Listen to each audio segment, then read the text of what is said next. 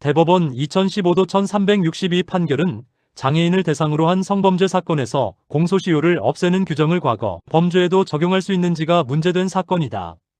이 사건에서 피고인은 2006년경 장애인을 상대로 중간간 범행을 저질렀다. 당시 법에 따르면 이 범죄의 공소시효는 7년이었기 때문에 일정 기간이 지나면 더 이상 처벌할 수 없는 상태가 되는 구조였다. 그런데 이후 법이 개정되면서 장애인에 대한 성범죄는 공소시효를 적용하지 않는다는 규정이 새로 도입되었다. 문제는 이 새로운 규정을 이미 과거에 발생한 범죄에도 적용할 수 있는지 여부였다. 이 사건의 핵심 쟁점은 공소시효를 배제하는 규정을 소급하여 적용할 수 있는지에 있다. 특히 법률에 소급 적용을 하겠다는 명확한 경과 규정이 없는 경우에도 이를 적용할 수 있는지가 중요한 논점이었다.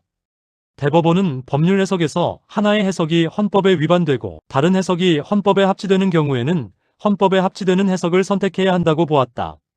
그리고 공소시효를 배제하는 규정은 피고인에게 매우 불리한 결과를 가져오는 것이므로 이를 과거 범죄에 적용하려면 명확한 근거가 필요하다고 판단하였다. 그러나 이 사건 법률에는 소급 적용에 관한 명시적인 규정이 존재하지 않았기 때문에 해당 규정을 과거 범죄에 적용할 수 없다고 보았다. 그 결과 해당 범행은 이미 공소시효가 완성된 것으로 판단되어 면소가 유지되었고 상고는 모두 기각되었다.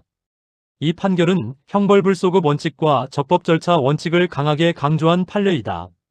형벌불소급 원칙은 행위 당시보다 불리한 법을 나중에 적용하여 처벌하거나 처벌 가능성을 확대해서는 안 된다는 원칙이다.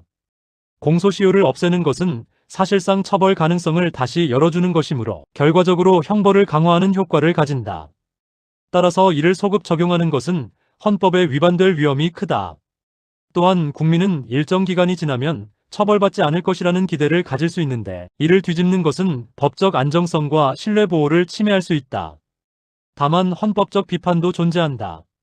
이 사건은 장애인을 대상으로 한 성범죄라는 점에서 피해자가 오랜 기간 신고하지 못하는 특수성이 있다.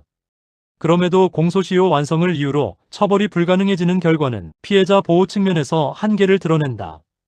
특히 사회적 약자를 보호하려는 입법 취지가 충분히 반영되지 못했다는 점에서 비판이 가능하다. 형사법적 관점에서 보면 이 판결은 공소시효를 단순한 절차 문제가 아니라 실질적으로 처벌 가능성을 좌우하는 제도로 이해한 것이다. 따라서 공소시효를 연장하거나 배제하는 규정은 피고인에게 불리한 경우 소급 적용을 제한해야 한다는 입장을 명확히 하였다. 그러나 반대로 보면 중대한 범죄에 대한 처벌이 이루어지지 못하는 결과를 초래할 수 있다는 점에서 형벌권 실현의 한계도 드러낸다. 법의학적 쟁점도 중요한 의미를 가진다. 시간이 오래 지난